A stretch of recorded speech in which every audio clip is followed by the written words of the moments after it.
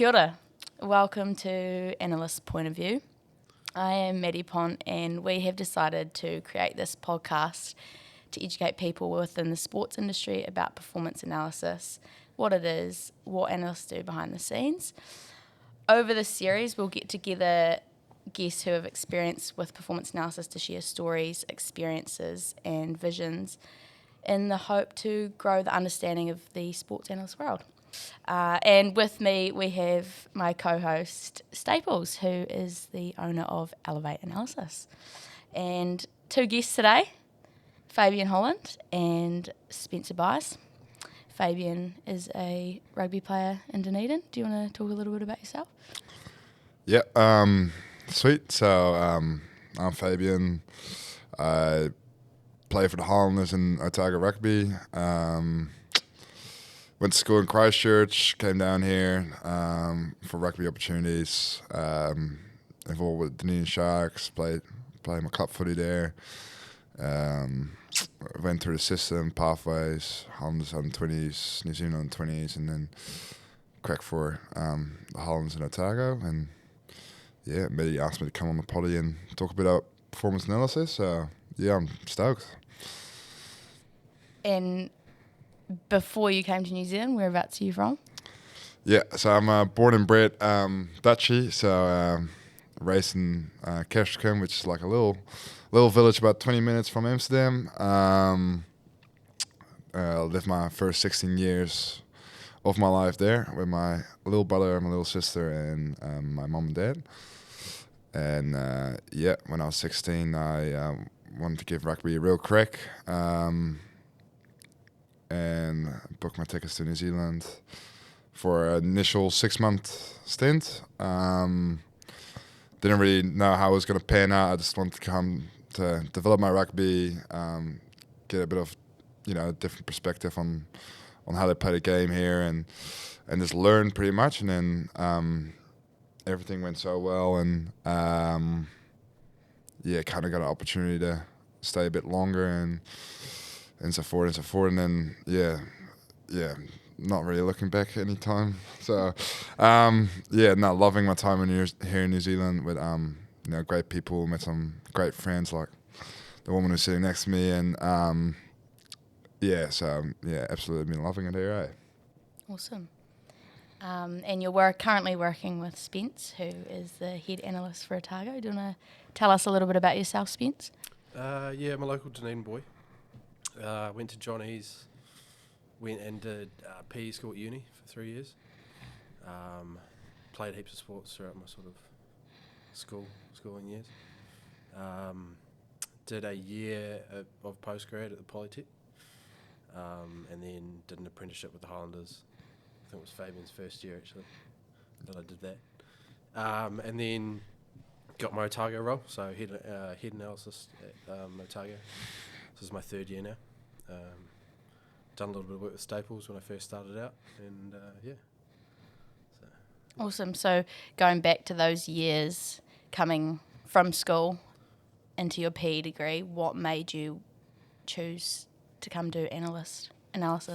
From school, all my mates were doing commerce, so I applied for 3 things and only really decided what I wanted to do like 2 weeks before. Yeah. So everyone was doing commerce. I'd done a little bit of accounting and economics in school, but I wasn't really sold on it. And then, so I applied for that, got into surveying as well. So my mum works for a surveying company, so I've done a little bit of work for them. Mm-hmm. And then my other option was PE because I enjoyed sport. So I sort of just sat on it for a while. Couldn't really decide what I wanted to do. I was like, how do I follow my mates and do commerce? But I didn't really want to go down that path. So I thought I'll just give PE a go. Didn't really know what I wanted to do out of it. Like everyone sort of thinks, oh, PE teacher. Yep. But I didn't really want to be a PE teacher. So yeah, I thought I'd give it a crack and then just see what happens with it. PE teacher was always a backup option. Mm-hmm. But yeah, so did my 3 years at uni, and then in my last year I sort of figured out what I wanted to do. It was through a paper that I actually did a placement with Staples here, and I filmed a lot of club rugby, and I really enjoyed that. And I was like, oh, didn't really think about this as an option, but could be something that I could do further down the track. And Pretty normal. Yeah, hadn't heard much about it. Like, it was relatively new as well, I feel, and not really well advertised. For a lot of people, they just fall into it. They just go get a little bit of experience, Yeah. a little bit of an insight, a little bit of something in that field. And you're, I never considered this because it was never really a big industry or a big field that's promoted, I guess. Yeah. It's like you wouldn't have known anything about it until you dabbled in it. No, exactly. So did that for a few months. So filmed a lot of club rugby throughout the season, and then realised there was actually a course at Polytech, which is down the road, in town here. So it was almost like, yeah, why not give it a crack? And loved it, and had an internship with Otago. Did a little bit for the Steel, a little bit for Rugby League in the South Island, so a lot of live streaming stuff for them, and sort of threw myself into it and tried to get involved as much as possible. Yep. Yeah, so... Funny you bring up the live streaming because Yeah. analysts within organisations and teams and things, they say, oh, you got a camera there anyway, can you just live stream it? Oh, never done it. Like most people say, I've never done a live stream. You just get thrown into it because you're the techie person. Yeah, exactly. And yeah. So lots of us have to learn on the job with that one and just gets thrown at you. It's quite funny. And just figure it out. So I remember sitting down with you a lot and just figuring out code windows and how to do stuff. Yeah, so it was sort of, I guess, by chance and a bit of good luck that I found my way into what I'm doing now. But yeah, so... You've come a long way. Yeah. Yeah, I've From been not right knowing place, what right time, I think. Hard Yeah. work too, though. Yeah. Putting in the hours. Yeah, a little bit hard. Yeah. Yeah. Yeah. Little Bit bit. of it. Yeah. Right. And from that journey over time, I suppose, what have you found? What are the benefits of performance analysis that you've seen within teams and with people over that time? Throughout my sort of years with Otago, you can see how coaches are quite reliant on video footage and stats. So whenever something's going wrong at training, they always ask, where's the drone footage and stuff like that. So they're really reliant on using video footage to help players out. Yeah. For review stuff as well. But I know last year, and Faves will probably remember this, we went through a patch of, I think we played Wellington, and a few games we lost. Yeah. Lost quite badly. Bale, Plenty, Wellington, and yeah, we were It was about three in a row. backs against the wall. Yeah. Yeah. And one of the stats that I'd just been working on throughout the year was free ball. Mm-hmm. And it hadn't really been used a whole lot. It was sort of just in the reports. And coach would gloss over it. What is free ball? So free ball was we were giving the ball up essentially for free, like turnovers, handling errors, kicking errors. More of like errors from our side rather than just essentially just giving them the ball for free. Yeah. As in unforced errors Yeah, and things stuff as like well? that. Like turnovers is included in there, but Yeah. a lot of errors as well. Yeah, we called that surrenders this year. Yeah. Tamoa used that a lot. Yeah. It's just everything kind of What combined. what prompted you to start looking into that?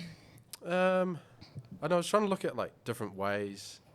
I'm always trying to come up with different KPIs. So it was something that you did off Yeah. throwback. No one said, hey, I've noticed this. Could you look into it for us? Not that I recall. I mean, we might have had something kind of similar to it, but I tried to develop it and make it more specific to our position rather than just a generic number. Yeah, yeah. So I tried to do positions and make, like, we're now doing heat maps and stuff where we're giving the ball away from in specific areas of the field. And that all derived from where you were going, hey, Yeah. we're turning over a lot of free ball. Yeah, so I mean, over those 3 games where we lost, I think it was after that Wellington game, the coaches saw there was a bit of a trend. I think it was the second, so 20 to 40 minutes and 40 to 60 minutes from memory, we were giving away a lot of our ball. It was around 50% some games. Yeah. And, I mean, So if you notice they're giving away 50% of position in that period, Yeah. what do you recommend doing in that period? Like, do you help try and come up with a solution to that? Do you provide any? it was more just, we had a season tracker so you can look at when we won, the free ball was pretty low. But when we were losing, we were conceding a lot of like turnovers and stuff in that area of the games. Are you tracking those live? Not live, but just as a season tracker for my post-match Yeah, okay. reports. Because that could be something super powerful live. You're going, we're 35 minutes in. Yeah. We're turning over a lot of free ball here. Can we do something different? And it's just that sort of feedback to the coaches could influence the on-field. Yeah, that's what we're quite doing now easily. this season. So I've added in my Nice. live Cool. output so they can have a look at it and see our percentage and the amount that we're giving away. Also trying to develop it more this year as well with the outcomes of when we're turning the ball over, when we're giving them the ball. So if we're conceding a lot of points, or if there's a specific area of the field that we're turning it over, or just handling areas of the field, and then players as well. Mm-hmm. So coaches can get sort of a broad understanding of, there's a number there, but you can delve further into it as well and see why it's happening or where it's happening. You have to go delving, because just having a number saying, we turned over X amount of ball in this area of the field, and doesn't Yeah, tell the whole why? story. And so what? Yeah. Trying to delve a bit more into it this season, but that was a big point for me last year. Was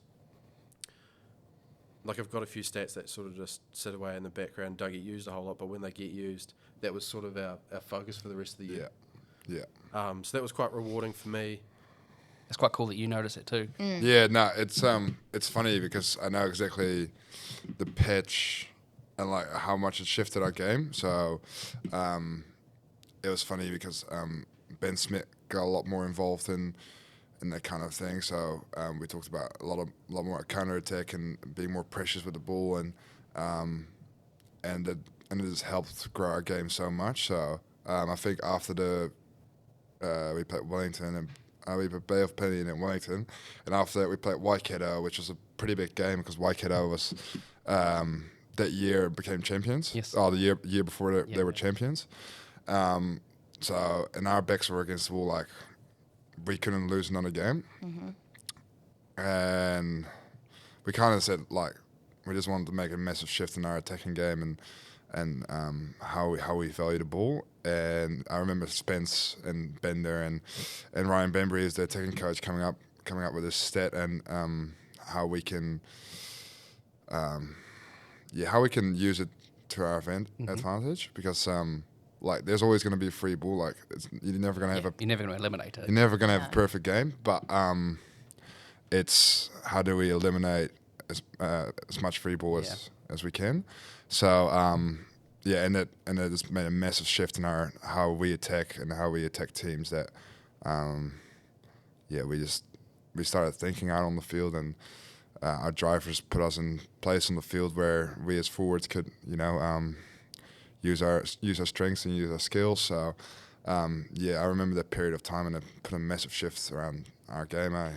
Yeah, that's cool. From an analyst perspective, knowing how much work you put into that, could be weeks, months worth of work you put into it, and seeing a tangible difference like that, and you noticing it as well, and knowing, because sometimes you can have those conversations with the coaches, and you don't know who that's coming from. You just go, Bambas has had a great idea. Yeah. He's come up with this, and in the meantime, Spencer's been spending 6 months working on Yeah, this. yeah. And so it's quite cool to hear that analysts are getting that appreciation, I guess, is a good word. Yeah. We made it a sort of a team focus. Yeah, we did. So, One of our main stats.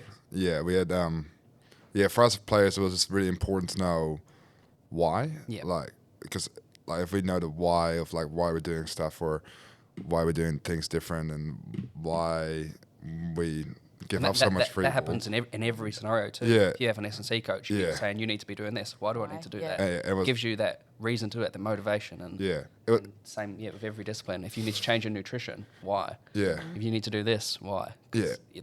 this is what the numbers say. This is what your actions say. This is the outcome. But yeah, props to Spence because he just made it so bluntly clear to, I guess, the coaches and to us players of like scenarios why we did it, and like because we talk about in rugby about moments that have rippling effects on the game, like momentum changers and everything like that.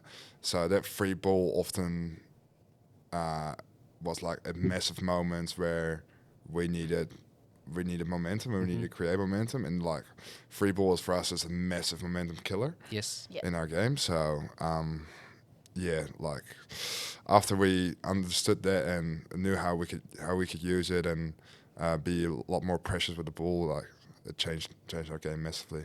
Yeah. Yeah, nice. how have that understanding between player, coach, and analyst? Like, do you guys have conversations often about the stats? Like, on a week from the game, how does it work? Like post game, what do you do, Fabes, with the information that Spence is providing you? Yeah, it's a good question actually. I feel this is like, correct me if I'm wrong, but I feel like players have a lot to do with the coaches, and they have a lot of things to worry about, and everyone has their own kind of like preview process of how they do things and like how to analyze their game and analyze the next opponent. And it's good from Spence because Spence kind of knows that and kind of lets them do their own thing, but he's always there, like if we want help or anything. Yeah, like I have a lot of it. I know how much work you put in after games and stuff, and 3 a.m.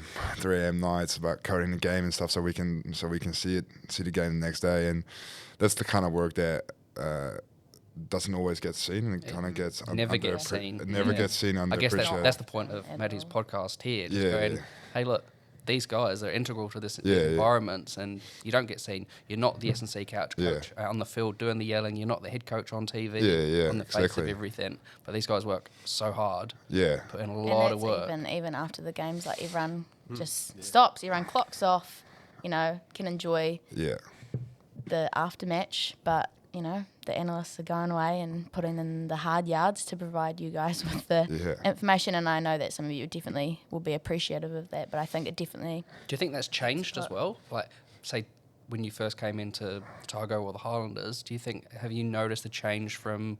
100%. Like, not the appreciation levels. Do you get a better understanding of what the analyst does? Like, when you came in, you would have been quite fresh, didn't know. You might have seen Spencer sitting there going, what do you do? Yeah, no, I...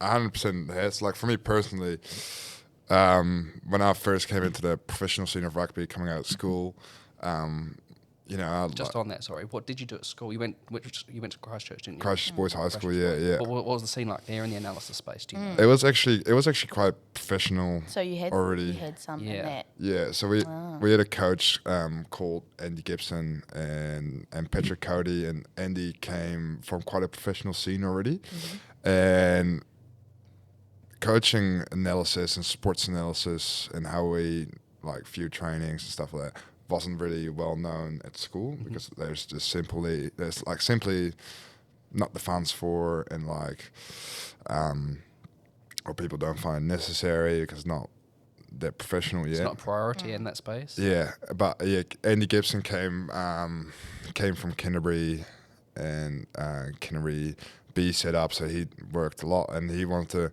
bring that kind of like professionalism to school footy. So we had trainings and games where we had a drone flying over our field, which is already like next level for a school team. 100%.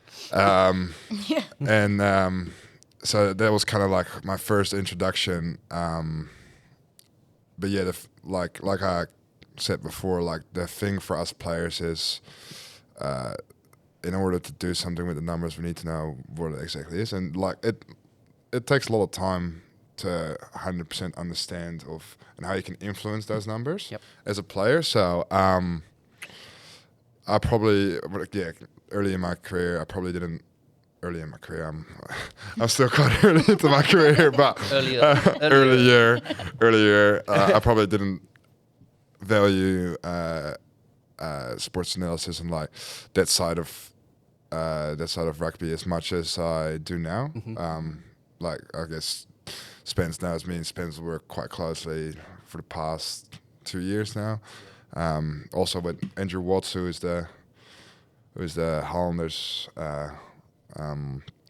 analyst, and like I always come up to Spence, and we're actually working on a wee thing right now that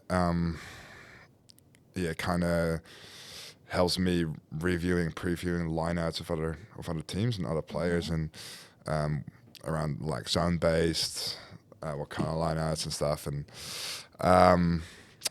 he's doing a great job in that, and I feel like that part of my game, it can still grow massively, but there's just so much detail you can dive into in predicting what other teams are going to do on game day, which is for me very intriguing. And I guess that's what you're trying to do when you are analysing games from an analyst perspective, from a coach or players. You're trying to predict the future. Yeah. If this team gets into this position, what are they most likely to do? Yeah. And that's what you're effectively doing in your set piece previews. Yeah. Yeah. So it's like I use it a lot for set piece, but within the team and like within the team environment, we use it all over the field. I think performance analysis pretty much shapes the way we look at rugby a whole lot different now. Yeah, and it's a nice quote there. It is, actually. I quite like that. It's might take that one. Yeah, no, that's right. It's like in every professional environment that I've been in, like New Zealand 20s and the Highlanders and Otago. I guess that's where I was going with that first question, asking about your school experiences with analysis. And how you've been in quite a few different environments. How do they differ? Yeah. How is your relationship with the analyst in each environment been different or the same? Or has there been major differences? Yeah, so coming out of school, what was your next team you went to? I was coming out of school. I was actually probably I just ended up here at Otago. Yeah, I was straight into Landers actually. So that's school environment straight to a professional environment. That's a pretty big jump. You'll see a major jump. Yeah, and it's an odd thing because you do analysis and you get like your analysis at Super Rugby level, but you don't always, like I said, you don't always know what it means. And at the time we had Chappie, who is the analysis for the All Blacks right now.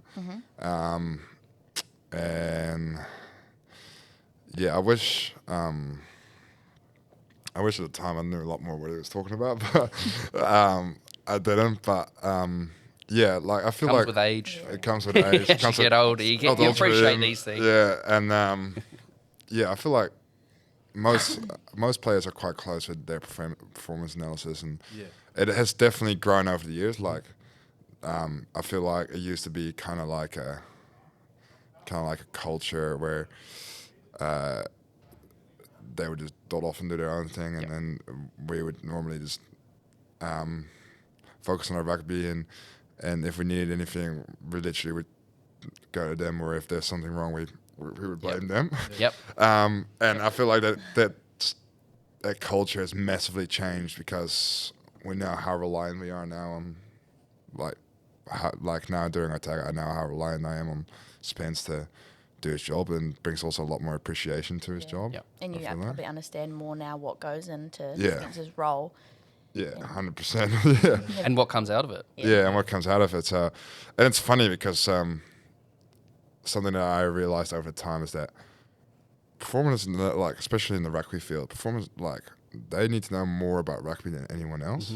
Like Spen's there's a code head, like he's got a rugby brain, and he knows what he's talking about. And like it's funny because I remember probably around my last year at the start, I was like talking with Spence about rugby, and I was like, he wouldn't have a clue anyways. And he was like, oh yeah, but if we do this and this, and then we go for field position, and then what's like, some analysts in some teams watch so much rugby. Yeah, and they like, have to be up. And they just have such a good rugby brain. It's funny to have those conversations and just hear their opinions on it. And they're literally their job is literally being coat head, so it's pretty cool.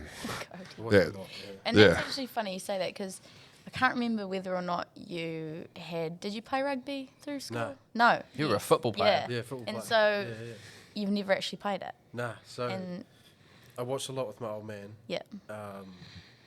Which I'm pretty thankful for now.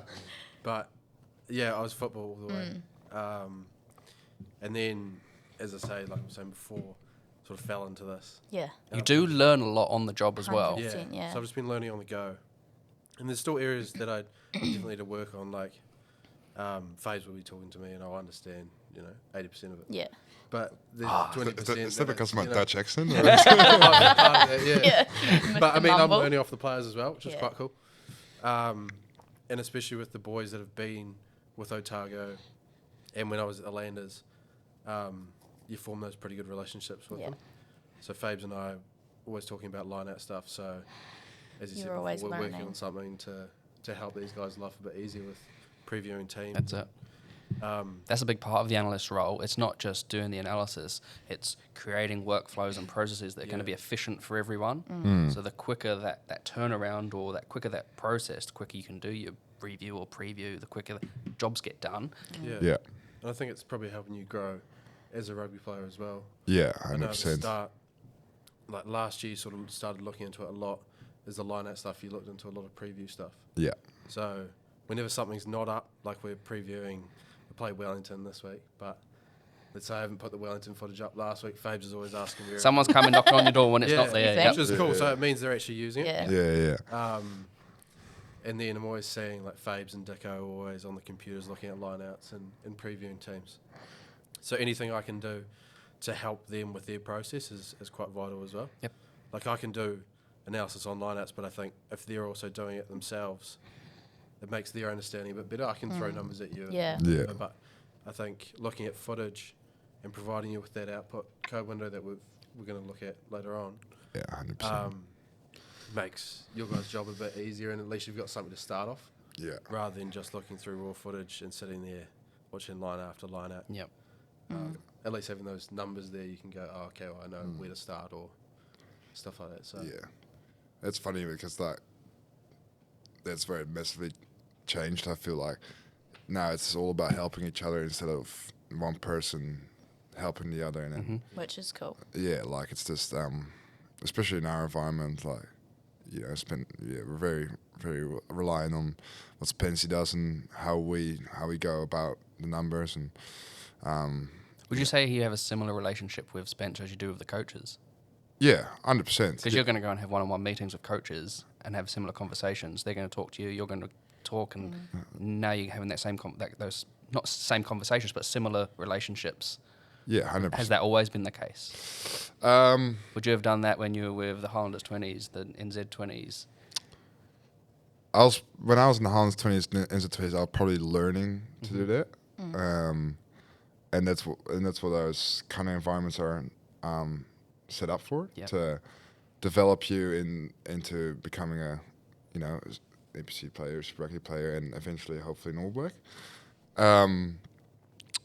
So I was probably not making as much use of it as I am now, but I was probably learning. I was in the learning pathway to kind of. Like they say, that's what those environments are designed for. Yeah. Those development grades. And then like when I talk to Spencer and like we're talking about numbers or around lineouts and stuff. Yeah, I do treat him as a coach, 100%, and I want to know his opinions about kind of about stuff. Has that always been the case, or have you come to respect and trust what Spencer thinks because you've had those moments you go, oh, holy heck, you know what you're talking about. 100%. Yeah. If you hadn't had those experiences, it takes 100%. It takes time and trust because we always. It's funny because we at Otago we always talk about once you see how much work the other puts in, that's when you know you can really really trust them. Yeah. And like I don't know, I know how much work Spencer puts in and long hours he puts in, and I think I'll speak for all performance analysis that they make some long days. Even you, Matt, I know. Sometimes, and then I'm like, oh, you gonna grab a coffee? It's like, nah, I gotta code a game or code training. And that's club rugby. Yeah, that's not even. And that's club rugby. That's not even Yeah. you don't code every single player with every movement they make. You'd be surprised. We do. Yeah. Oh, you do actually. Oh, yeah. Yeah. I haven't been around the club scene for a wee while, so. Yeah, well, when you played for Dunedin, I wasn't actually there. Yeah, exactly. Your first season there. I came the season after. And you were. Yeah, which is funny. Yeah, no, just and no. So that environment probably changed a bit more. Like your role in that club environment would have been different before I'd. No, just come and watch trainings and annoy her. But yeah, so coming back to Spencer, I do really take in consideration what he says, and like this, it's funny because I can kind of work and combine with it. So the things he says and he sees, I can take that up to the coaches and be like, hey, blah blah, this is the situation. Like I've had so many lineouts, like 2 went wrong. Like, is it because of the throw? Like maybe zone on the field pressure, or if you can be quite specific in those conversations. And then Spence like brings his knowledge of like the stats and the numbers and stuff, and then we can both, and he can back it up. We can both go to the coaches and be like, oh, maybe this would work, or we can bring a solution, or it's all solution based stuff. Like we all want to find a solution. Exactly, you've all got the same goals. And I suppose the coaches even will use what Spence provides to them to come to you guys. Yeah, exactly. Spence has got this, so it's all like it's actually kind of like he's the boss. He's in charge. He's almost a middleman. Yeah. No, it's it is a bit like that. Yeah. I provide like these guys with a lot of individual data, but team data, so like that stuff, previewing them. But I also provide that to the coaches, so then they can have their own conversations together. But it's cool to walk past and hear them talking about something I've provided both them. Or like Fabes come to me, or the coaches come to me about, oh, can we preview this, or can we ever delve into this a little bit more? So it's all intertwined. Like everyone's sort of doing their own analysis, but working together to delve a little bit deeper and help the team overall. Yeah. That comes back to that helping each other. Like, it's not one person that provides for everyone now, and then whereas many years ago it might have been. Which like many years ago I felt like it almost was. Yep. You know, where one person just provides, and then the coach and the players they're kind of their own thing, and he's not. Well, I don't know how it is, but like he's not really involved that much anymore, and now he's pretty much involved. I know he's involved every day. Yeah, he's walking around the coach. The coaches need something, or the players need something, and then and he's like giving his view and thoughts on things, and never ending, eh? Yeah, it's good. I barely sit at my desk. Yeah, he's always on the walk, on the buggy drone. Yeah, and now he's got all his interns too. Yeah. How's that all going? It's good. I think it's been a challenge for myself. You'll probably would have seen it because you've been with me for a couple of years. Going from asking someone questions on what am I going to do now to then be leading your own department, going, right, there's no one above me. I can't ask them what to do now, so I've got to figure it out myself.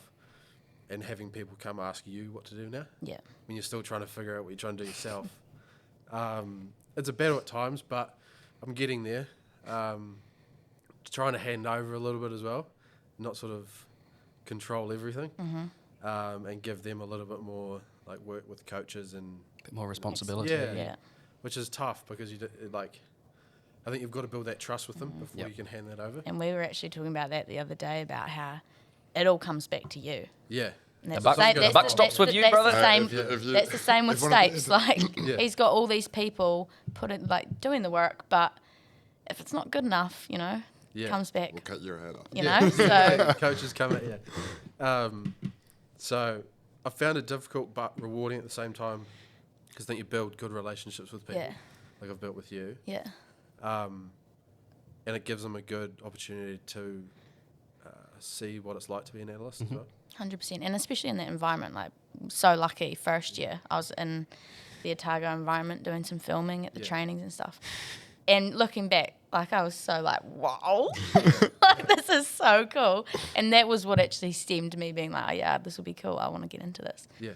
So that's what you start is that whole journey of their career, which is cool. Try to throw them in the deep end a little bit, not too deep. Deep end's good. It's the best way to learn. It is. Yeah. And I think you really get to see who's committed to it as well. Like with the Polytech, they've got a certain amount of hours. So was she committed or? No, she was good. She turned up once or twice. Got some kit. Oh, not the kit ones. Just grab the kit and then just take off. Walk around the kit. But yeah, so I think having interns is is good, but it's just trying to get that level of trust and getting everyone to that base level of understanding why we're doing things, how to do things is quite tough. And so how did you do that this year?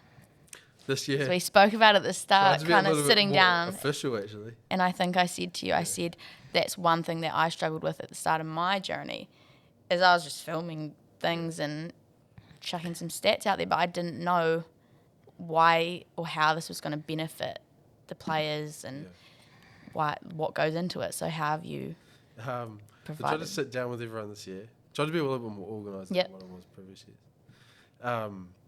Sit down with everyone and understand them as a person outside of sport and inside of sport, and why they want to do it, what sort of level of experience they have, and what they'd be interested in doing. Just so you can get like an understanding of, if I put someone into looking at attack stuff, are they actually going to be interested in that? Or are they more set piece or defense orientated?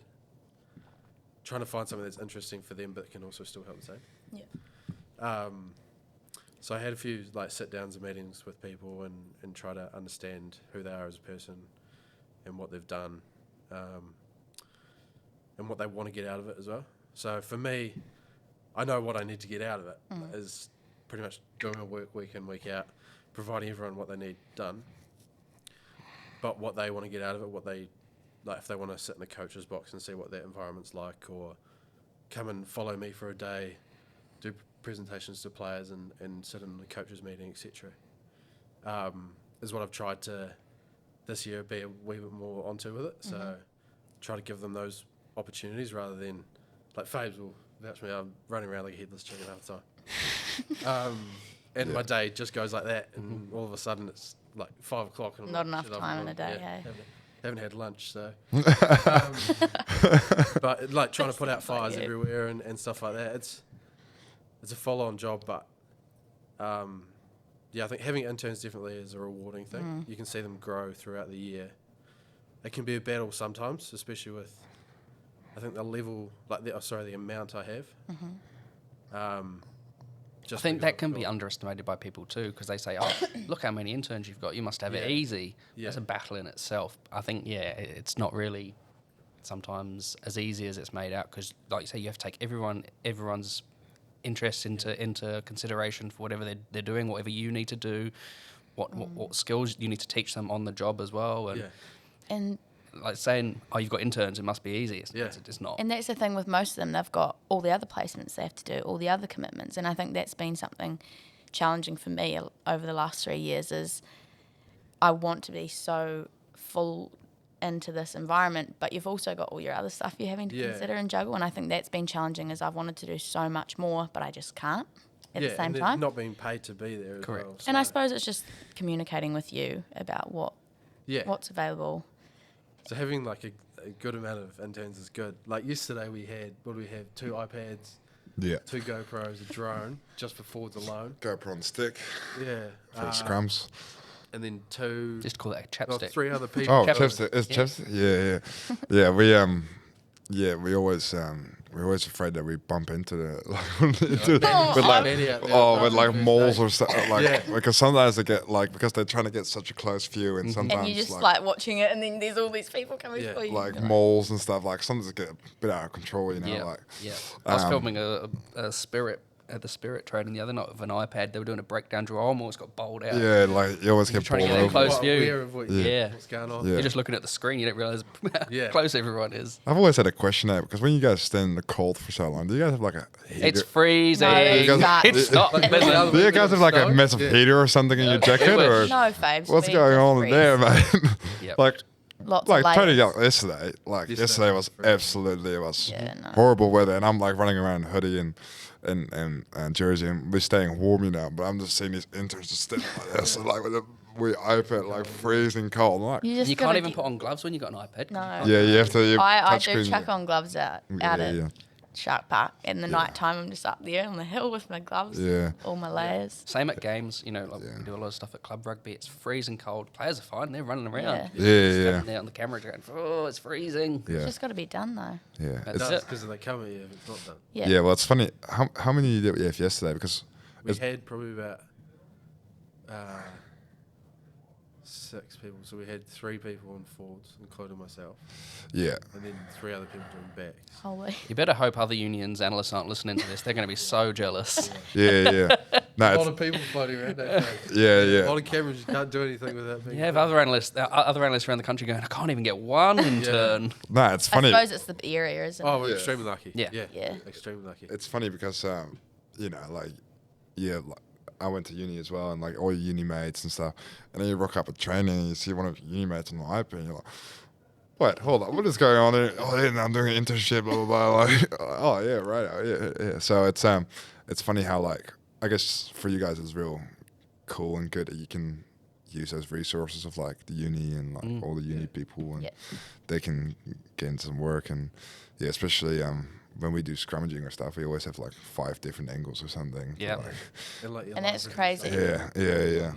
How trainings for you, all that footage, do you use it?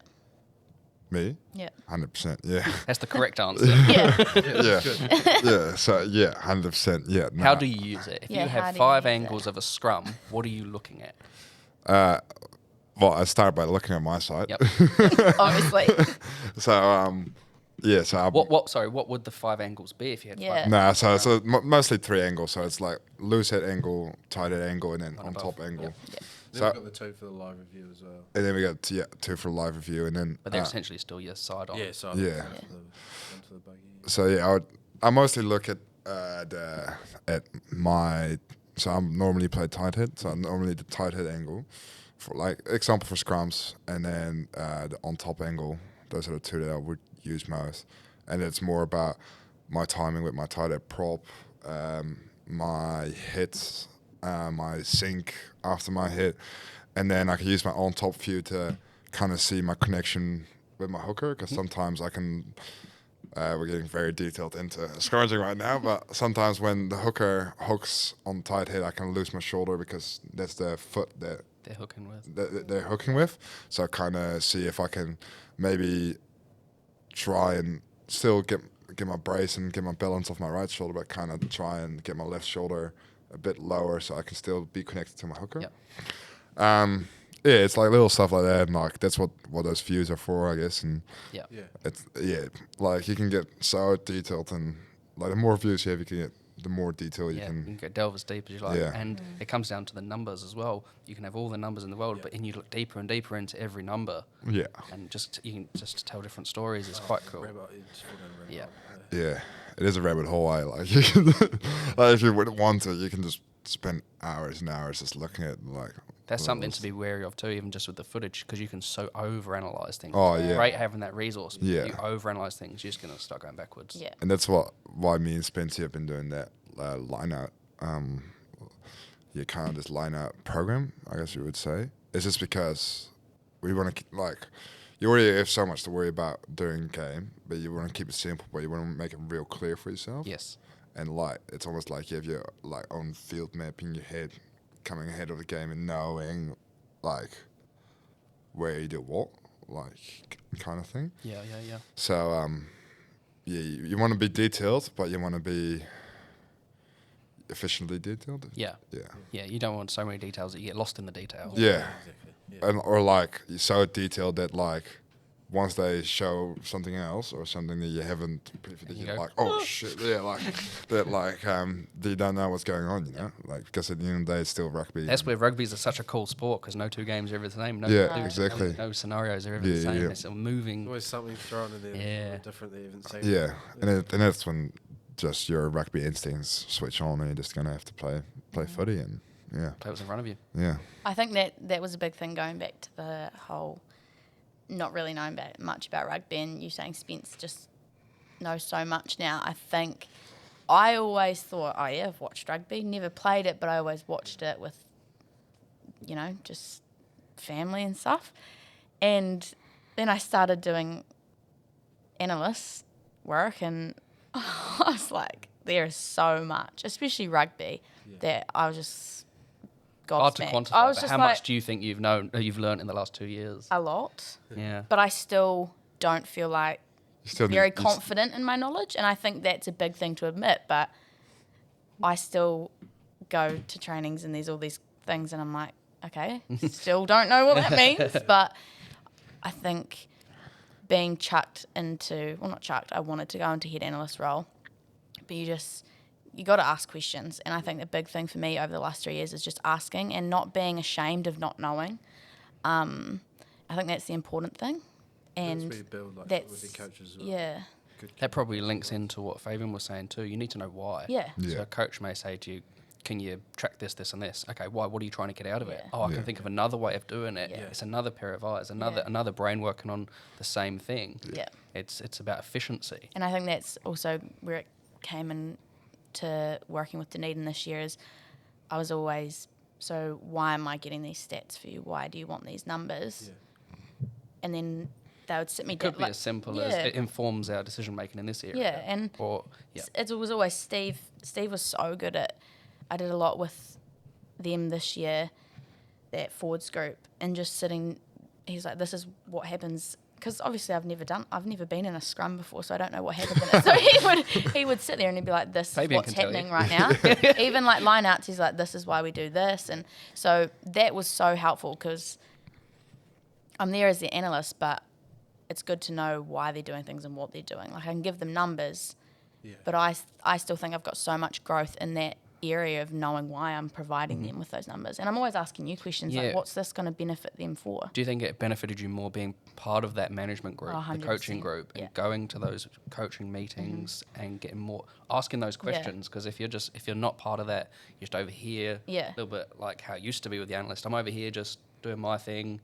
Collect what you've asked me to collect. I don't think I would have grown at all if I hadn't been in this space where I was so close with those three coaches. And even our Sunday management groups, it would start and would talk about the game and moving forward and what they've got from it, what they want to work on, just all their points, and then having that leadership group as well within Dunedin with some of the older players. And it was just all this rugby chat. And at the start I was like, God, am I going to ever know what they're talking about? But over time, you just do. And I think that's a big thing is just from me to analysts coming through is just get involved. I think that's a big thing. And you got to want to learn because you've got to be able to provide players that have played rugby their whole life with information and reasoning. And at the start I was like, I don't know how I'm going to do that. They know more than me. Yeah. And I suppose a woman, shall I say, going into a male environment was quite daunting. But then I felt very valued and worthy by the end of it, which I think is quite good. Now you're one of the boys. No. But I think that's a big thing. And it's good to have the support from likes of you both going through and being educated. And you're so good at constructive criticism, I feel. And I'll say something and you always question me like, but why are they doing that? Why are you wearing those shoes? Yeah. Exactly. So I think it's good you've got that support, but you've also got to push their learnings and challenge what they think they know, to grow that. That's probably an interesting point, coming back to your interns. Like, you've got to teach them on the job and teach them their roles and basically teach them your role and get everyone doing aspects of that. Yeah. What are the most important things that you feel like they need to learn to be able to do their intern roles effectively? Ooh, that's a good question. That's a good question. No pressure, man. Working under pressure? No, just to do your role. Like, what are the fundamental skills and that they need to do? Because the fundamental skills that you have, you need, are different to what interns need, I guess. That's true. And so, because you are part of the coaching management group, whereas they're not. What skills if you would just leave them to a job for a week, not your job but the intern's job, without any interaction? What are the skills and like that you would need to make sure they have before you left them to do that? So, what I tried to do at the start of the season was, because we work so much with technology, cameras, computers, all that sort of stuff. So you get called the IT man. Yep. Yep. But and I mean, I sort of just figure things out on the go, as we all do. But I sat down with them all and explained all the equipment we have, why we use it, when we use it, and how to use it. Mm-hmm.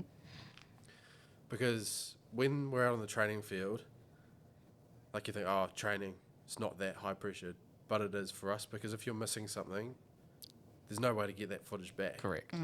So if you don't have the camera on the specific drill that they're doing or a specific angle that you're trying to film, coaches, like, they don't have anything to go off. They can go off what they saw in training, but there's nothing video-wise to go off. So sitting them down and saying, this is what we use, this is how to use it, this is how to set it up, and then show them the training field and go, right, so we have a camera set up there usually on the side on, and a camera for end on if it's raining, or drone, and how we set those up. So then I can go to them and go, right, so we need to set these cameras up today, and I know they've got the basic understanding to set it up, but we're still building to, like, get confidence, I think, in them setting it up by themselves. Yep. And there's a few of them that are pretty good. Yeah, But from my perspective, I think half the challenge in the field like that, knowing your hardware, Yes. like Yeah. your suggestion, is half the Yeah. battle.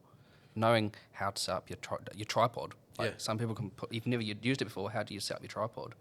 How does the camera get put on top of the tripod? These sorts of things we take for granted because we've been doing it for so long. Yeah. But just teaching those little, I say fundamental skills, but they're things that you need to teach Yeah. and make sure they know how to do it. Especially I guess, for, like, yeah. when I'm out on the training field, it's like whether I'm behind camera equipment or whatever I'm doing is still quite high stress. So I've got to make sure everything's on and working. So that's that trust level that I know Yep. that they can set that stuff up. But then I've also got to be running presentations and making sure everyone understands what our training plan is and when they're going to be moving to go do units, who's going to be going to do units. And that's Yeah, a the whole transition other set of- between drills. setting up a Okay, whole other piece you of guys are camera set up equipment. here for the next drill at Yeah, 10:53. You need to be over here. yeah. And With I this need you equipment filming set this up. angle Yep. because, like, when we're doing live review, we've got to have the buggy there. Yeah. We've got to have iPads set up, but we've also got to have our GoPros as well. Correct. So there's a lot going on, and it's a lot to do with communication as well. Early Yeah. on. So that's still something I'm working on, is because in my head it all makes sense, but sitting down and talking to interns, it's like they don't have that previous understanding. So trying to put it into words what I'm thinking and how it's going to all work. It can be hard to articulate, can't it? Yeah. And I think that also comes, you know what the coaches want, you know what the plan is for the day, but they're coming in and they're like, right, what are we doing? And I Yeah. think that's a big thing with us at the moment, and I'm working with the Spirit, is I think along the way there's always going to be some things with communication that might not go your way. And it's hard as an analyst to come into a training situation and not really know what the coaches are wanting from that, because I think sometimes they just expect you to be there and get it filmed, but you don't know what they're wanting from that drill, what angle they're wanting. With Dunedin, I kind of got used to, right, they want this, this, and this, because it was the same each week. Yeah, And now I'm in that's this probably environment where, and I'm like- with the Spirit environment, you're going to have coaches that haven't worked in a professional environment, and lots of people in those sorts of roles, they might not have necessarily know what they want to get from it. They go, yep, I want it filmed, and in their mind, I guess I don't know what that in their mind the end result will look like. We're just assuming, and they don't know to what depth Yeah. or what capabilities there are and what can be provided. Yeah. It's just let's get some footage of this Yeah. to review and let the team review. Yeah, definitely. So it comes back to you. Be comfortable asking those questions and going, well, yeah, we can film this, but how do you want it filmed? Yeah. Do you want an Why aerial want it shot? Do you filmed? want Yeah. the ground level? Do you want... And that's just that, asking those questions and keeping that communication quite and it's- regular. And I like think with it's the Spirit as definitely... an example, they're just like Dunedin. They're an amateur side. They're not training every day. It's not their jobs. No, Yeah. definitely. They already have full-time jobs. Yeah. So 100% a Yeah, challenge. it's on definitely challenging. all sides. It's quite detailed out because we even have training plans where we literally have our running and contact levels that, of course, manage our training load, and then we have a little area where it explains the details of the drill that we're doing. Yeah, and then that thing. that thing of the drill that we're doing. I normally just focus on the contact levels because my contact levels often go a lot higher than. And then literally there's like a space where it's all for the analysis. Yeah. People, or for the analysis people, where it says, okay, we need 3 GoPros, drone, like where, like, and stuff like that, which is like us as players don't really pay. You don't tend to. Pay too much Is that attention you? on it. Do you put But that it's in like, there? It's Or all is planned that- out. yeah. It's all planned out. Yeah. Every morning we'll sit down as a coaching group. Yeah. And then we'll say, right, this is our day today. This is training. Then we'll go through each drill, and then we'll go, right, this is how I want it filmed. This is why I want it filmed. This is how I want it filmed, and what different angles I want. So, coaches love drones. Of course they do. Once they have a drone, they don't go back. So fun. Drones are fun, Until but you not hit- when it's until you raining. hit it. Yeah, True. not when it's Or crash raining. it. So, you've got to plan. So I'm always looking at the weather Yes. because, like yesterday, Oh, mate. we had 2 drones going up when it was fine. So we had 2 drones in the air. And it's sort of get windy. Then it starts getting windy and rainy, and you're like, oh, well, the drone's got to come down. We can't miss the rest of the training. So you've got to have backup cameras sitting like on tripods in different areas.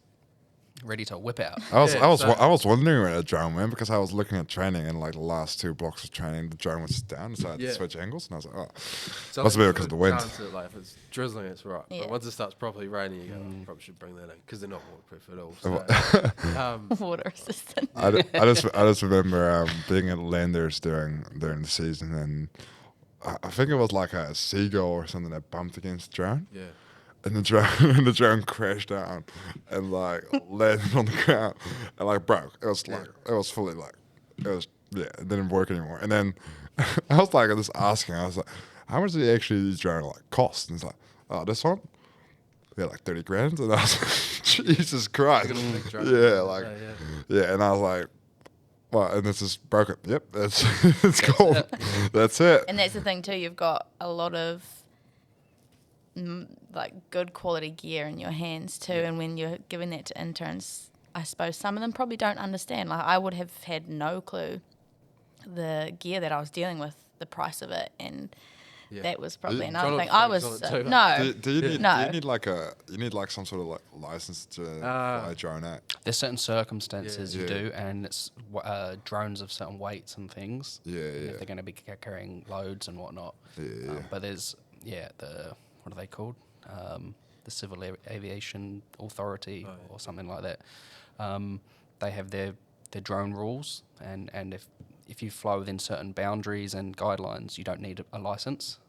Yeah, well, But you have to be competent. You have to follow those, and well, That's I don't think it gets really appreciated if you start flying a drone out of the suburbs. And No. yeah, exactly. No, that's one of the things absolutely to But avoid. for Yeah.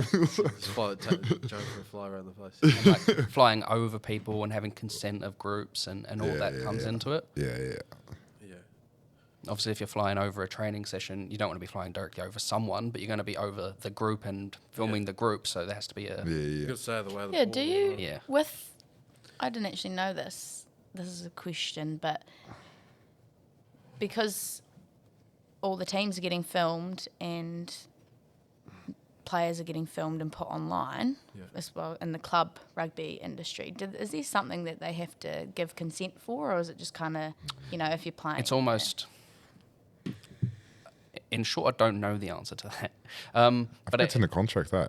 well, not contract with the. There's nothing in the contract to say Yeah. you can film, but it's the club giving permission to film their players on behalf of the players, I Yeah. guess. Yeah. So if we're filming Dunedin Club Rugby, like Dunedin Rugby Club, for instance, they're as a group giving us consent, and also it's all played on public parks, and anyone can have a camera out filming True. on public parks or taking photos. actually So true. it all falls under that.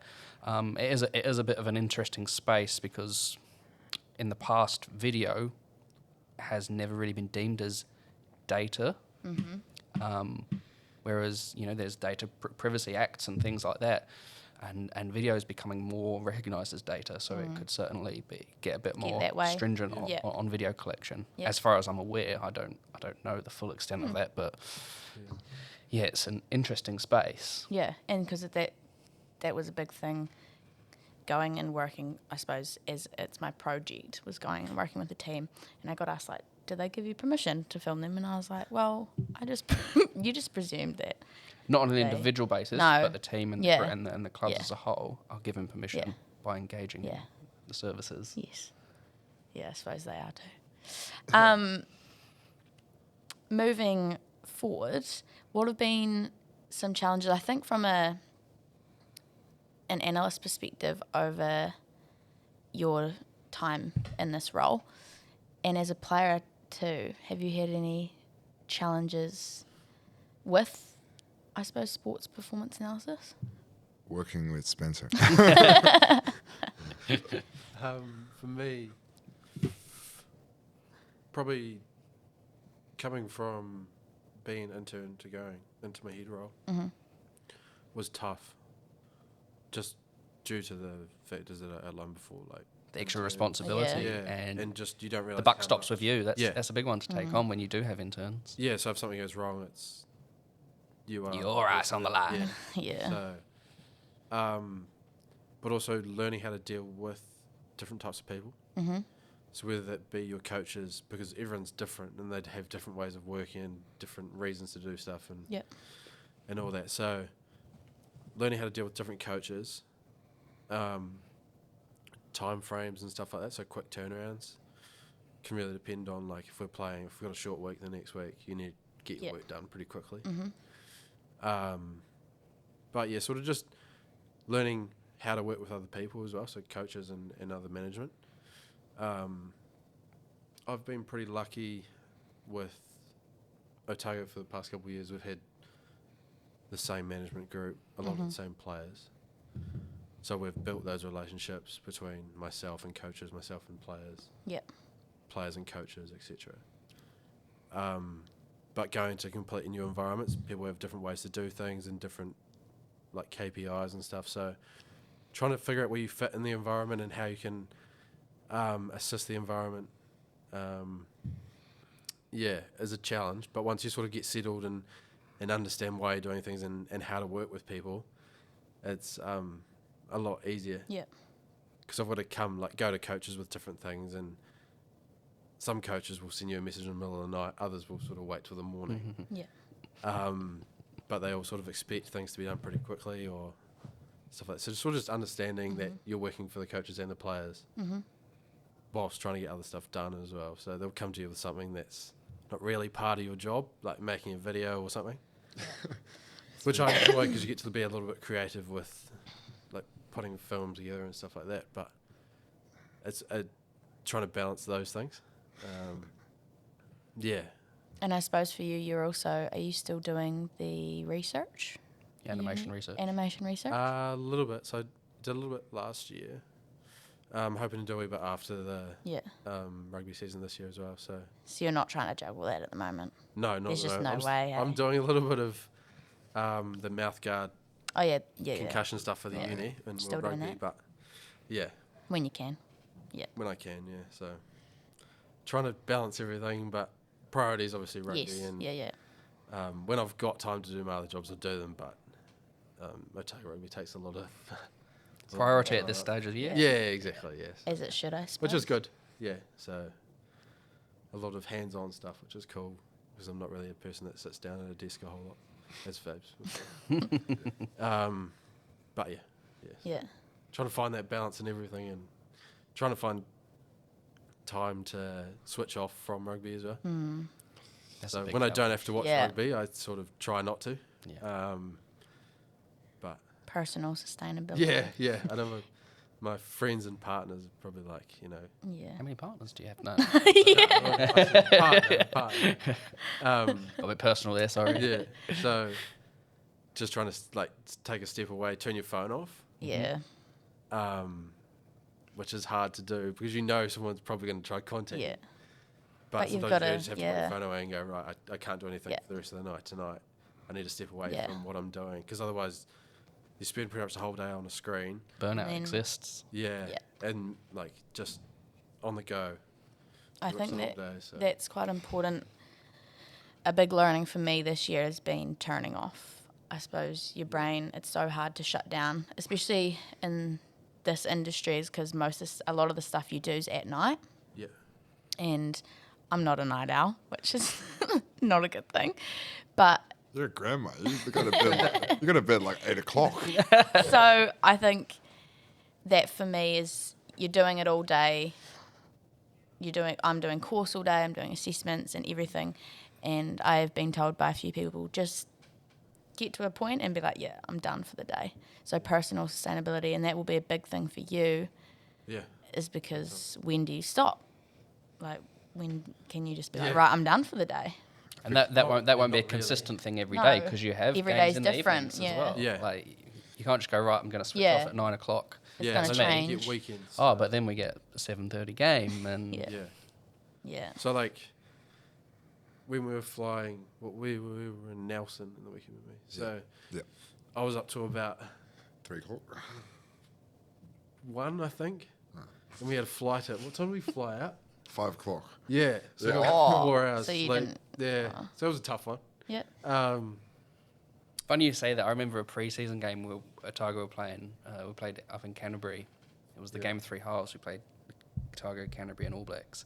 And I was rooming with Sass, and Yeah. I was up at 3 o'clock in the morning doing my player code, and he's standing there going, "What the heck are you doing? He's trying to sleep." So we didn't room again. He's like, you're like, I'm working for you, man. I'm making sure that you're not grumpy in the morning, man. So that was quite funny. Yeah. So Yeah. there's long nights, and sometimes you don't really get a weekend, but I mean, I enjoy the job. Yeah. So, Exactly. yeah, it's a pretty awesome gig. Yeah. Yeah. Do it because you enjoy it, and that's.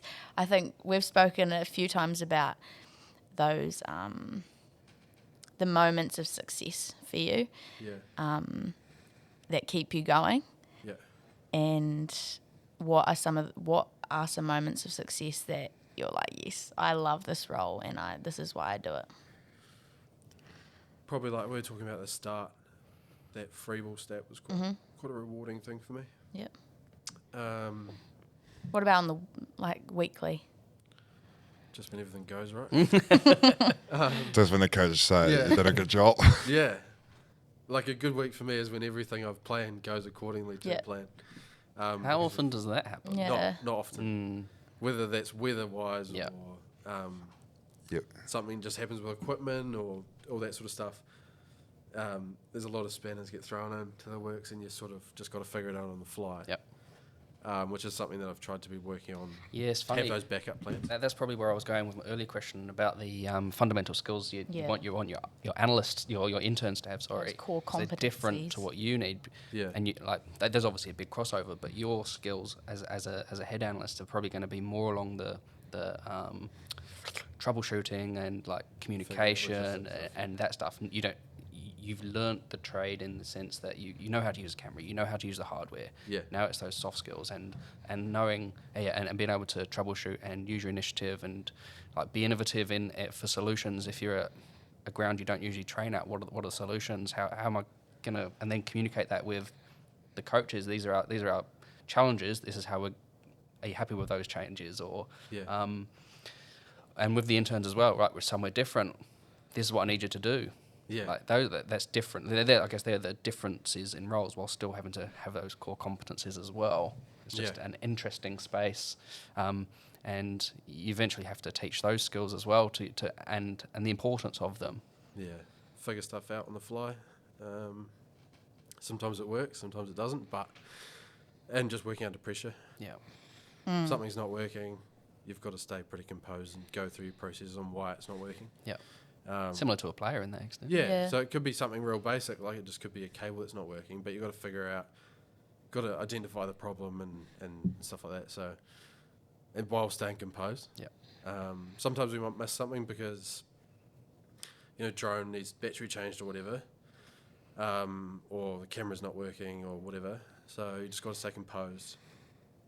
And yeah, if you miss something, it matters, but in the long-term scheme of things, like for a whole training, you'd rather get that sorted and get the rest of training. Yeah. If you miss one drill, that's fine.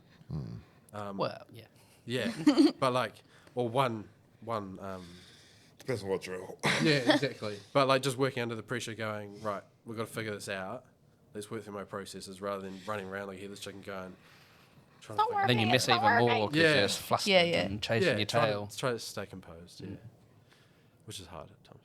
But we Yeah. figure it out. Yeah, I feel like that can be a challenge too, just those troubleshooting instances. Yeah, If, because it'd be something as basic as a connection on a computer might not be working on that computer, and you Yep. just got to figure out that, oh, okay, that's that. Or, Yep.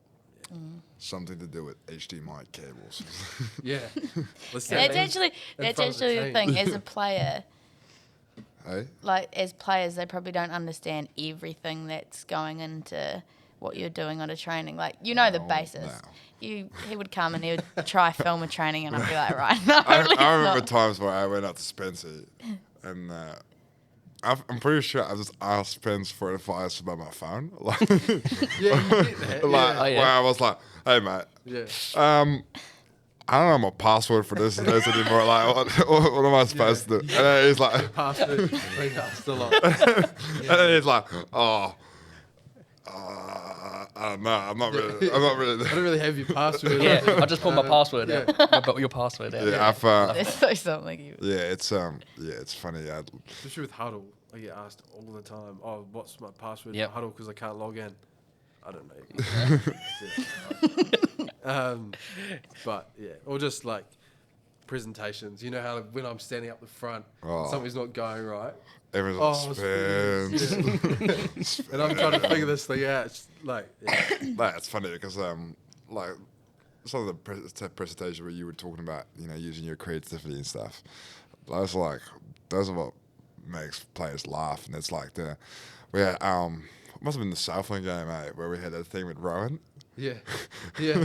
Where we had Rowan Wingham is one of our young props, and he had a really good game and really good defensive game, and he was tackling his heart out, and I don't know if you got it's Lord of the Rings, eh? Yeah, so it was Jim also helped. Yeah, So Jim comes with. and we just had kind of a theme to kind of show a bit of appreciation for us. He put his head in the dark spot, and we had this thing with clips of Rowan tackling, and then this Lord of the Rings clip of a guy just constantly announcing Rowan. Yeah. I don't know. You should have seen the movie. It's like one of those things. It'd be Yeah, the there. boys get around there, but that's the things that the players love. Yep. It's that little that has nothing to do with rugby, Yeah. but it's real refreshing for us because sometimes, you get clips and stuff, and it's always there. It's always the same thing. So we're always trying to get a wee bit of theming around kind of stuff. And that's when Spency comes in and kind of uses this wild imagination. Coaches come to me with that a lot as well, which is cool. So Gives They'll- you something different. To yeah, do so too. they'll go, oh, can you overlay so and so's face on this image, which is Bender does that a lot. Because our theming for Bender's stuff is cricket, pretty much. Yeah. So baseball stuff. So can you overlay so and so's face on an Australian cricketer? So I'm learning new skills that I didn't think I'd really need, but I use quite often, which is cool because it's when it gets shown to the team and you get a laugh and you get everyone up and Yeah. you get a lot of buy-in, which is quite nice. Oh, And just standing up there going bitter reward. This is I did this. That's probably where Maddie touched on. What are those little moments? Yeah. Yeah. Little moments of success like that, you got to take them. Yeah. So me, because I know I'm going to be asked to put together a highlights video. So I'm always clipping bits Yeah. that I see, whether it be live, in the coach's box. I'll clip a highlight of the boys coming out of the changing room, Yep. or a highlight of a try, Good and celebration. have that sitting there, just because I know Sass will come to me and go, This any is chance we could get a video? And you don't want to go And scrolling imagine, through. yeah. Yeah, so I've always got that sitting there, and I know, which I've actually really enjoyed doing because you get to pick your own music. Yeah. And you get to create quite a cool highlight video for players, and players come to you at the end of the season asking for, can you put together a highlight video for me? I've had a few boys that went over to the US, asked me to do that. Which Funny, is I not hate in being my asked job for highlights description at all. videos. Yeah, Yeah. well, we've The been worst thing doing ab- them at the moment. The worst thing for about highlights Spirit. videos is picking the music. I have And no I- That's idea. a tough Like, thing. You go, oh, what music do you want? And they go, I don't know, just figure it out. Yeah. I'm like, I reckon you And can't then go, you I can't, choose a you can't song go they wrong don't with a wee bit of that wee bit like classic rock stuff, like Nirvana and like. Yeah, I've got into putting the Foo Fighters on there. Oh, Foo Fighters is great. This is really good songs don't always make good highlights Yeah. videos. Yeah. So, No, It's like tough. You chuck in the it doesn't really work. it doesn't Yeah. match. Yeah. Yeah. That's what I'm doing for the Spirit at the moment, and I'm not good with technology. Like I came in. We to can- this I role concur. I guess we could say. terrible, and- I guess we could say you're pretty useless. with technology. getting better, but I want creating these highlights videos is kind of getting me so that I can do these podcast episodes because Yeah. Staples doesn't need to be doing all the editing, even though you enjoy doing that because it is a bit of creativity. But you know, just teaching myself how to do little things like that, and it's quite fun because it's Yeah. just learning. You know, having And new different skills. new skills. But yeah, God, music on a Yeah. highlights video, it's a challenge. It is. It definitely is a challenge because you ask the coach, they want this video done. They want specific things in there. So you go, oh, sweet. What music do you want in there? Oh, I don't know. yeah. Yeah, I don't know if there's any performance analysis watching it right now, but you can't go wrong with a bit of Foo Fighters. So it will always get the people up. Yeah. Oh, no, you I've know, literally Spence. just got a playlist on my phone with whenever I hear music, I'm like, that would be cool for a video. Yeah. Bang goes in the. Yeah. So whenever I get asked for a video, I've already got the clips sitting there, so I just put them together, and then just go through my playlist Yeah. on the music and just try to figure out which one fits it best. But I think that's a big forward thinking as well, is probably quite an important part of the Yeah. analyst role. You're always constantly thinking about plan ahead. And planning ahead. yeah, because you know something's going to come up. Yep. Yeah. Not that it's specifically part of your job description, but Like you say, you're the IT man. yeah, when things aren't going right, yeah, you just got to figure them out on the fly. Yeah. But yeah, having like those clips stored away for a rainy day or you know whatever when coaches want something, and you go, well, here you go. I've actually already got this. Is that something that you came across and decided to do once you got into this role at Otago, or did you see something like that when you're in, like, because you mentioned you were an apprentice with the Highlanders? Yeah. Were they doing something similar? Watsy did a bit, but when I got to Otago, the first thing I got asked to do was put together a highlight video of last year. So Yeah. what year was that? It was like 2020. 2020 would have been, Yeah. yeah. 2019? Can't remember. No, 2020. So I was like, oh, okay, sweet. Because they were going to get someone in to do it from Poly 2 or something. I was like, oh, I can do that. Because I'd done a little bit for the Highlanders. Mm-hmm. So ever since then, I've been asked to do it. So I must have done a good job. with the first Must have one. Oh, done. that's good. So, yeah, I guess throughout my 3 years I've been doing it, you sort of pick things up and you go, oh, okay, this is the theme. I keep getting asked to do this. So I'm going to try playing ahead and Yeah. have stuff stored away for it. But there's always a curveball thrown in there. Oh, always. Always. Yeah, so. But it's a cool side of the job because you get to be creative. Yeah. It's nice doing something different, eh? Yeah, and everyone's sitting around there watching your work, so there's no one up there talking or anything. It's literally 30 people sitting there, music real loud, and we're just watching highlight clips, and I'm sitting there going, sweet, this is what I put together, which is quite a rewarding thing. Yeah. One of those wee moments, hey? Yeah, because I don't like standing up there and talking in front of the boys. That's awful, isn't it? Yeah, it's hard. So Yeah, and so how often do you have to do something like that? not that often. Presentations. luckily. At the start of the year I did. Yeah. We had to talk about our key, like our two or three key sort of pillars for the year. My speech lasted probably about 1 or 2 minutes. But whenever I get up, the boys are always Yeah. cheering and stuff, which is cool. So it Yeah. makes you feel comfortable. Yeah. But I'm usually the one that's standing beside the TV working the computer rather than the coaches who are standing up there talking to the video. Traditionally, that's been the analyst role. You're behind the scenes. Yeah. You're not the face of anything. And I So- think this is why I've wanted to do this, is because we're the ones behind the camera Yeah. and we don't really get the chance to tell people what this industry is about, why you're going to want, like, what benefits it's going to bring to your team and what we do. I think, you know, you just, oh, yep, they do that. And I think, especially in Dunedin, it's such a small town. Yeah. and it's nice.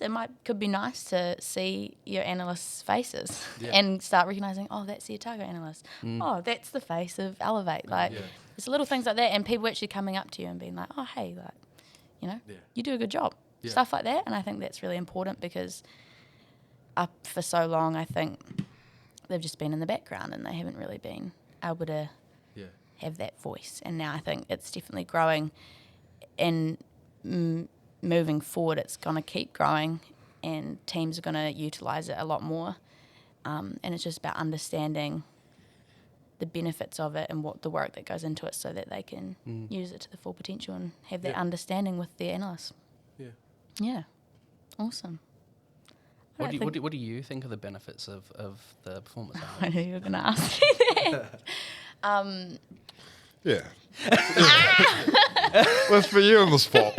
You've been putting me in I space. knew. You've been, yeah. See, this You've been is- putting me in space on the spot. I knew this is going to be what you. It's just- really hard that's- to. It's the point of this, like you say, like Yeah. when it'd be cool if everyone understood the benefits of it, but what are they? Yeah, and that's like me asking in the last episode, the first episode that I've filmed, what is performance analysis? I think it's such a broad thing, but I think the benefits obviously are having the resources provided to you. Footage, it doesn't lie. It doesn't lie. It's no hiding. No hiding.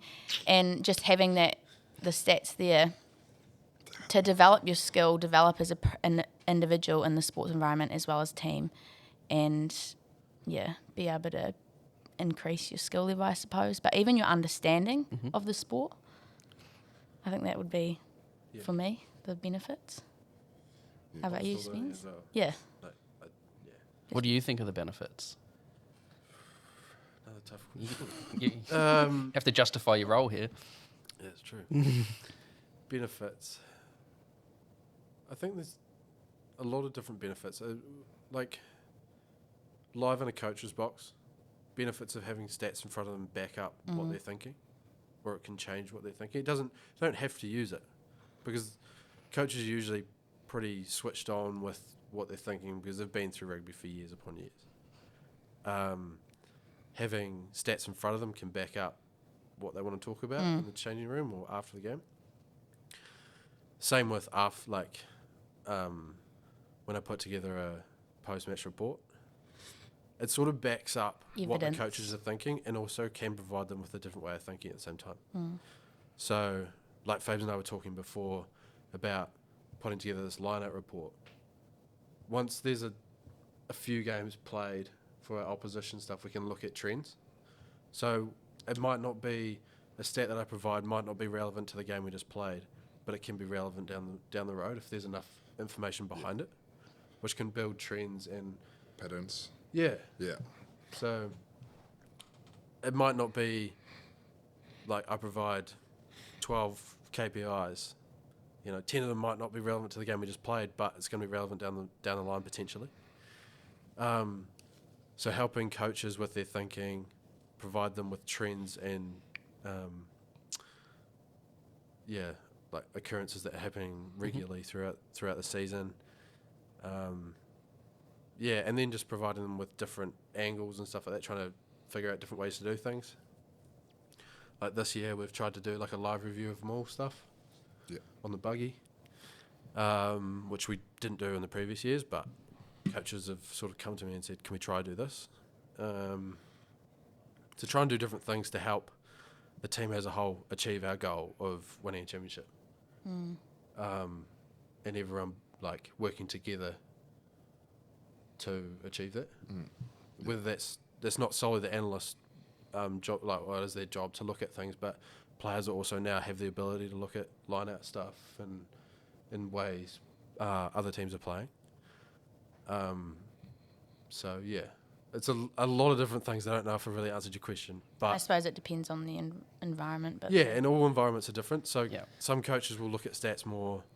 Some coaches will just look at video footage. Yeah, I don't think there's any wrong answer to Yeah. what the benefits are. Yeah. Yeah. If there's a benefit, it's the It's a right benefit. answer. Pretty much just helping the team overall to achieve Yeah. what we want to achieve, which is win lots of games and come out of it with a trophy at the end. Yeah. 100%. the benefits for you, Fabes, like having those resources? The benefits for me. Tough question. I thought we were just doing. Another way to think of it could be if Spence wasn't there, what would you be missing? Yeah. That's Like I said before, like I feel like performance analysis, and I said is it. I actually 100% believe. I feel like performance analysis has restructured the way we look at rugby and has shaped this modern way we play rugby right now. So you know how like in the 1980s, like rugby is so much different to what it is now. I feel like it's highly and mostly because of performance analysis. And the access to that And resource. the access to like having stats and like players finding out like different ways to play the game and what's Yeah. I don't know if you remember there was an Italy-England game not too long ago, and The whole breakdown scenario. the whole breakdown scenario where like it just broke. England going. One of "What's those going on?" one of those monumental moments Yeah. in rugby that like because of like video analysis and stats and knowledge of the game and stuff like that, they were able to do that and They were able to manipulate the laws of the game to their advantage. and Yep. just break rugby open. Yeah. Like rules have changed after that. Yes.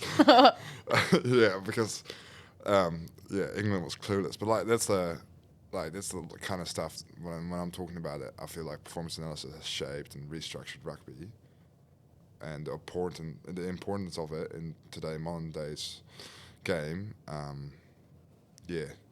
It's filtered right down from like international and super and professional rugby right down to club level now. Yeah. Even Like, We're so reliant. So the benefits for me is like being able to access that and I feel like as a player, the more time you spend in that kind of stuff and using that using those things to your advantage and actually asking questions and stuff, the better you get as a rugby player, and the more players that do that, the better you get as a collective, and the more you work towards one goal. So, the benefits outweigh by far the non-benefits, I guess. the non-benefits. Yeah, the non-benefits. Sorry for my English, but yeah. No, I agree. It's definitely come a long way, and that's even the thing in club level now. Most clubs are Even at school footy. Interneeding. Like they're all using it, and they all expect to be like, right, this is what we do. Yeah. And I suppose it just backs up what the coaches It are appears to wanting no longer be a luxury; it's a necessity to some degree. Oh, Yeah. Because if you don't have this resource, you're going to miss out because everyone else is. Everyone else has it. Yeah. We wouldn't have been playing the way we play right now. Like the way we play rugby, the way the All Blacks are dominating, the way the Europeans are dominating. Because that's what analysis brings as well. We pick ideas of other teams. So we at the Highlanders this year did a lot of stuff that. Well, we had a few European coaches, and we did a lot of stuff. We picked a lot of stats off like Irish and the French and stuff, and like what worked for them because they're like dominating at the moment, and they just play a wee bit different to what the All Blacks play. Yes. But yeah, to their bit, like it's working for them. So we like pick different stats from those teams and see if we can implement it in our game and see if it works and how that like kind of affects our game. So it's I wouldn't say it's almost a cheat code, but like you're literally picking things from each other off. And it's funny when you like make up a lineup move or something and you see a team 3 weeks later using that lineup move. Yes, you say it's a cheat code, but everyone's got access to it. Everyone's got It's access to how everything. you use it. So it's how you use it, and the tool. yeah. So like when I say like rugby wouldn't be the same without performance analysis. I mean it from the bottom of my heart. Yeah. From the bottom of your heart. Beautiful. Well, I think we'll cut it there. It's been so good. I think this podcast is helping me grow my knowledge, and I hope that the people that end up watching these and listening to these, their understanding for this industry grows and they're able to appreciate it a bit more. Can I butt in a little bit? Yes. Just as you say, the industry goes. Where do you think it's going? Yeah, I Where do you think the industry is going? Like, as a whole, like performance analysis, video analysis, data, whatever aspect of it, how do you see it progressing in the future? I think we've spoken about the fact that it's already grown so much, and that's hugely around the fact that technology's developed so much. Technology's developed and everything's become more accessible. Yeah, more accessible. So, I don't know. I think performance analysis is going to become, like you said, it's already a necessity, and I think it's just going to continue to become more of a necessity. But it's also the people coming through into these roles. Like, is it going to become needed so much? But is there going to be the people available to do it? So I think it's going to keep growing. But is there going to be the people available for the needs that is going to be there? Is that it's just a question? That's what we're trying to do here. It's encourage people to get into this industry because it's going to become so much more used. Very valuable, yeah. My English was terrible just then, but Hey, well. I think both of us. So we're on the road. Excuse. No, definitely going to continue to grow. It's hard to say, I suppose, where it's going to go. Do you have any thoughts, Spencer? That is a tough question. But like when you started out 3 years ago with Otago, what were you doing then, or what are you doing now that you weren't doing then? What areas have grown, and where do you see things growing? For myself. Oh yeah. From not what I was thinking, but yeah. But just access to equipment. Even at like a school level, now you can use a phone or an iPad to film your lineouts, your scrums. You don't have to have...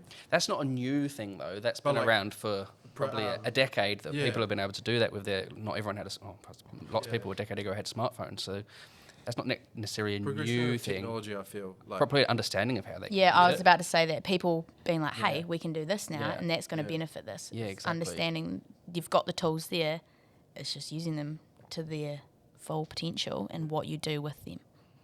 I suppose that understanding is probably going to... Yeah, the understanding certainly changed. Yeah. Yeah, like I sat down, was it last year? Had like a Otago Highlanders region, sit down with some coaches for New Zealand Rugby and just spoke about you don't have to have all this money like we do with Otago, not that we have. But you don't have to have all this access to equipment to do a high level of analysis for training. Yeah.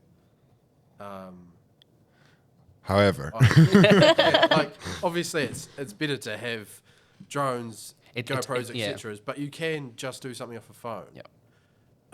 That can still be beneficial for a school player to grow from. Yeah, 100%. Again, it's the understanding component, because you might say, I've got my phone, but I can't do this to film our attack maps. What can I use it for? You have to be specific in what you're using this for. Oh, I know someone with a GoPro. What can we do with that? I know someone that has a drone. He's let me borrow it for an hour. You know, you don't have to... different scenarios require different types of technology. Whether you want to film everything, do everything, like do all your review post training, or whether you have the ability to do things live, it all varies. Like the requirements vary from scenario to scenario. It will only help players as well. Like coming from school all the way up to NPC, Super Rugby, they would still like they've had experience, whether that be at a low level, high level with an analyst. So like a coach just sending out clips and saying, like lineouts, clips and stuff like that to players through WhatsApp or something. There's still a level of analysis. Exactly right. So once they sort of go up through the levels, they have a deeper understanding of themselves as a player, how they work, why they're doing stuff. So working with coaches that are more proactive with like sending stuff out and and helping players grow as individuals and as a team is quite beneficial, I feel. And I suppose that's going to come through, like, you're going to get players that are coming into the Super Rugby scene and they've already had heaps of experience with analysis school from level, school and club, and Where again, it's probably 5, going to 10 make it a bit. years ago, Yeah. they'd come from a school, no, Yeah, don't even nothing at have all, game yeah. footage. Yeah. You Actually, just that go brings off what the me coach is telling you, to a yeah. wee question for you, Fabian. When was the first time you saw your own game? When you watched yourself for the first time? I have a very enthusiastic mother, so She is. yeah. I had my mom always filmed my games, so From quite a young age. from quite a young age. Yeah, Yeah, Like the full game. no, not full game, but Just like clips and me scoring tries and Yeah, nice. didn't happen very often, but yeah, and that's I guess that's kind of my like real brief introduction into performance analysis. Right. Even if you don't really consciously know it, but You're watching yourself and you're yeah, criticizing yourself. yeah, yeah, Yes, the reason I asked that was just, I guess, anecdotally from my experience, I've seen people, again, whatever level, whether it is school, club, or NPC level, the first time they watch themselves play, they're just fixated on what did I do wrong, what did I do well, like just watching themselves, Yeah, not yeah, looking at bigger picture and team-wide stuff. Whereas as you become more experienced, yeah, you start to say, well, okay, I might have missed that tackle, but why? Yeah. yeah. And Break it down, or I might have missed it, but our defensive structure worked, so it's Yeah. not a big deal. I feel like me growing up, so my dad is a massive coathead, loves rugby, absolutely loves it. So my dad would always get his hands on like all the Super Rugby games of the week. I'm not going to ask if that's illegally or illegal, but Didn't ask. yeah. So but he gets his hand on it, and then we would just spend, so be around, so it was Super 14, so it would be around 7 games a week.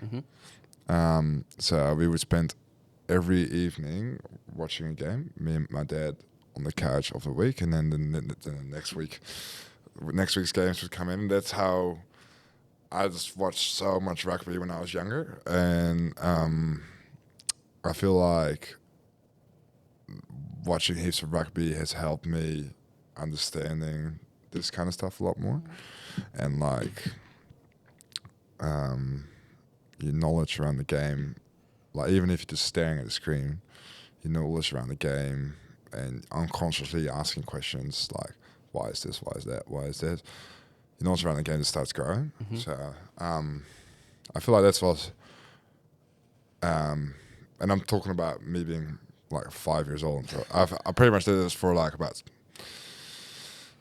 when I started rugby until I was about until I left pretty much. So unconsciously your knowledge around the game just starts growing so much, and that's actually how I learned my English. I learned my English through listening to commentary. Rugby commentary. That's great. I did not know. That's a good story.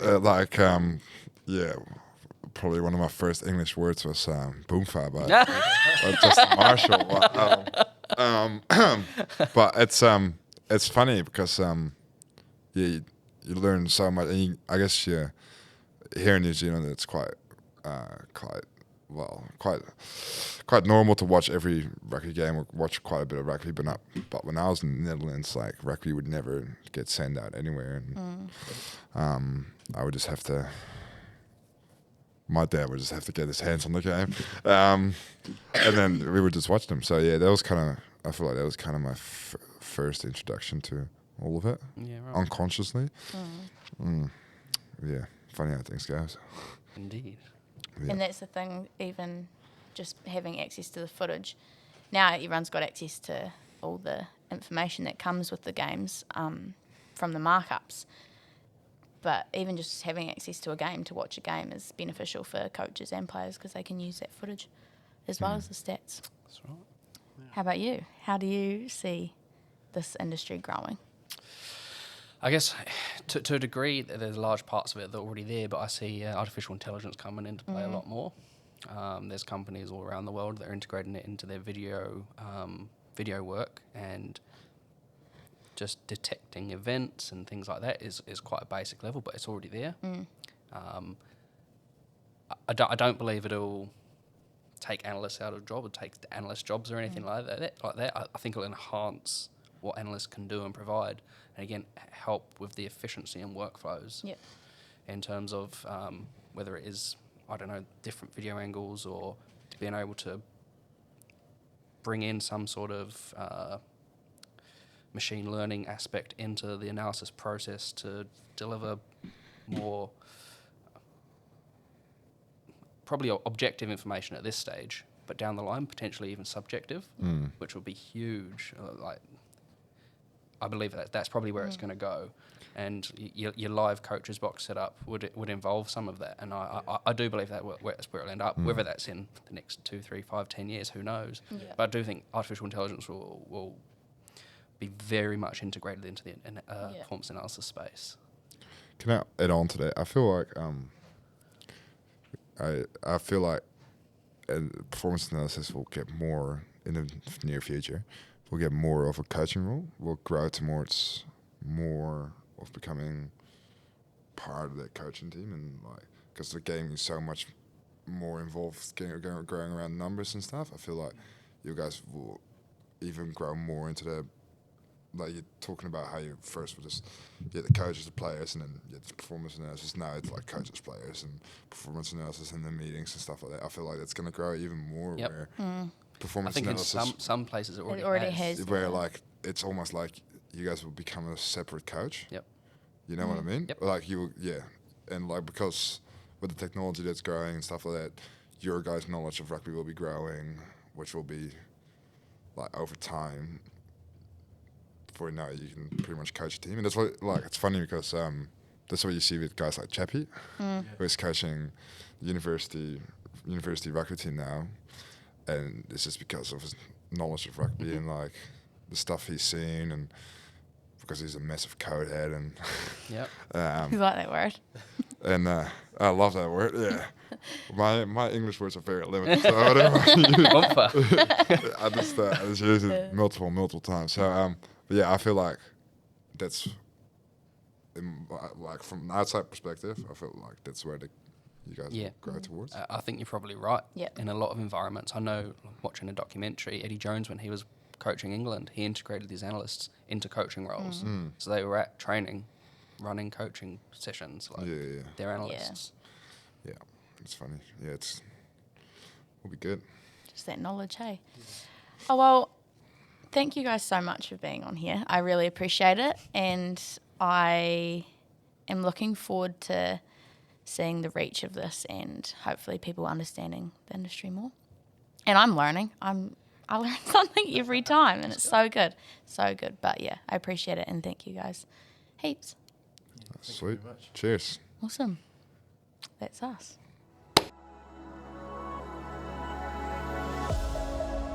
Kia ora. If you're hearing this message, you've watched the entire episode. For that, ngā mihi, thank you for listening to Analyst's Point of View. Also, ngā mihi to the guests. I appreciate your contribution to this episode. I hope you found value in watching this episode and listening to the guests' experiences within the performance analysis industry. If you did, please give it a like and share with others who you believe may be interested. This contribution will continue to help grow the understanding of what performance analysis is and what analysts do. Ngā mihi I tō tautoko I a au. Thanks for your support of me.